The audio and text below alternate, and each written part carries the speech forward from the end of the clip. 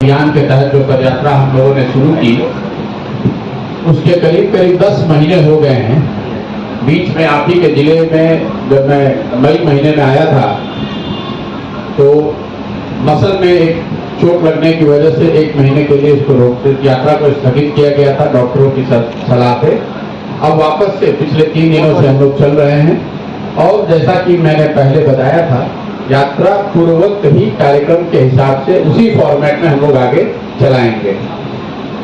तो अभी मेरे पास जो 2 दिनों का अनुभव है वही मैं आपको बता सकता हूँ। पीछे का जो सारा अनुभव रहा है बिहार में पैदल चलने का, करीब 2-2.5 हजार गांवों में हम लोग पिछले 1 साल में पैदल चल के गए हैं। लोगों की जो समस्याएं हैं, जमीन पर जो विषय हैं, उनको मैं पत्रकार बंधुओं के साथ हर प्रखंड में जहां पर भी मौका मिला है मैंने साझा किया है।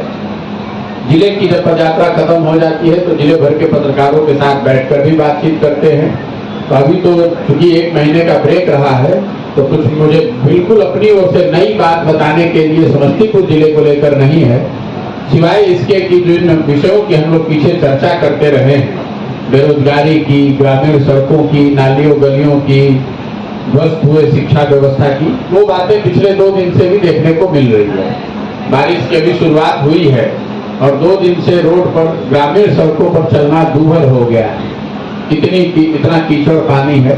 तो ये तो स्वाभाविक बात है, सब आप लोगों की जानकारी में ही है। तो मैं आपको इस प्रेस कॉन्फ्रेंस में आमंत्रित करूंगा कि अगर आपके कोई सवाल है तो वो कर लें। कोई मेरी ओर से विशेष टीका टिप्पणी अभी है नहीं। प्रशांत जी, महाराष्ट्र में जो राजनीतिक उसको लेकर क्या करेंगे? क्या बिहार में इसका क्या असर है? देखिए, सबसे पहली बात तो जब मैंने पदयात्रा शुरू की बिहार पिछले साल मई महीने में आया, उसके 1 साल पहले मैंने ये घोषणा की है कि जो काम मैं पहले करता था देश भर के राजनीतिक दलों के साथ, वो काम मैंने अब छोड़ दिया है। आज से नहीं, मई 2021 में छोड़ दिया है। मेरा अपना ये स्वभाव है कि जिस काम से मैं सीधे तौर पर न जुड़ा हूं उस पर टीका टिप्पणी नहीं करता हूं। जब मैं वो देश के स्तर पर काम करता था तो बिहार के गांव देहात के विषय में टीका टिप्पणी नहीं करते थे, बिहार के विषयों पर नहीं बोलते थे। लेकिन जब अब बिहार आ गए हैं तो बिहार के विषय पर बोलते हैं, बाहर के मामलों पर नहीं बोलते।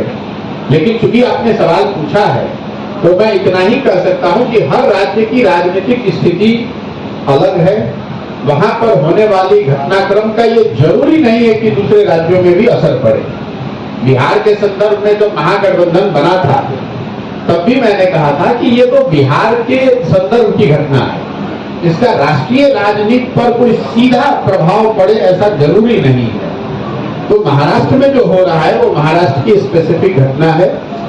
सही है गलत है ये तो महाराष्ट्र के लोगों को निर्णय लेना है, लेकिन विधायकों के एक दल से दूसरे दल में जाने का पार्टियों के समर्थन पर बहुत असर नहीं पड़ता है। तो मोटे तौर पर मैं इतना ही कह सकता हूं कि ऐसा नहीं होगा कि एनसीपी के कुछ विधायक या ज्यादातर विधायक अगर एनसीपी को छोड़ दें तो उसके साथ एनसीपी के समर्थन भी उस दल को छोड़ दें, ये जरूरी नहीं है। ये मेरा अपना अनुभव है, आप अपने हिसाब से इसका इंटरप्रिटेशन कर सकते हैं। देखिए, इस मामले पर मैं पहले भी बोल चुका हूं। सीबीआई ईडी जिस पर भी रेड करती है, जिसको पकड़ते हैं, पकड़ने का प्रयास करते हैं, सामान्य जनता के नजरिए से लोगों को यह तकलीफ नहीं है कि रेड किस पर पड़ रहा है। रेड जिस पर पड़ेगा कानून है, कानून के तहत उस पर कार्रवाई होगी और उसको अपने बचने का जो साधन है वो भी उसके पास है। लोगों को दिक्कत इस बात से होती है कि रेड सिर्फ उन्हीं लोगों पर पड़ रहा है जो कि विपक्ष में है, और उससे भी बड़ी दिक्कत यह है कि वही व्यक्ति अगर सत्ताधारी पार्टी के पक्ष में चला जाए तो वो रेड होना बंद हो जाता है। दिक्कत उससे है।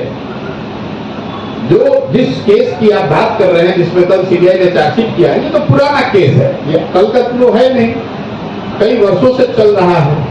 तो वो केस तो चल रहा है तो कभी उसमें रेड होगा, कभी चार्जशीट फाइल होगा, कभी कोर्ट में संज्ञान लिया जाएगा। ये तो लॉ की एक अपनी प्रक्रिया है, कानून की, वो चल रही है। लेकिन लोगों को इससे दिक्कत नहीं है।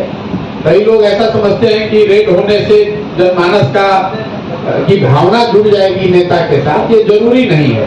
लोग तो सिर्फ इतना ही चाहते हैं कि भाई जो भी गलती कर रहा है उस पर कार्रवाई हो, और वो दलगत राजनीति और विचारधारा की राजनीति से परे ऊपर उठकर हो। अभी जो होता दिख रहा है उसमें जरूर सामान्य वर्ग लोगों को ऐसा लगता है कि भाई सिर्फ एक पाले के लोगों को ही टारगेट किया जा रहा है।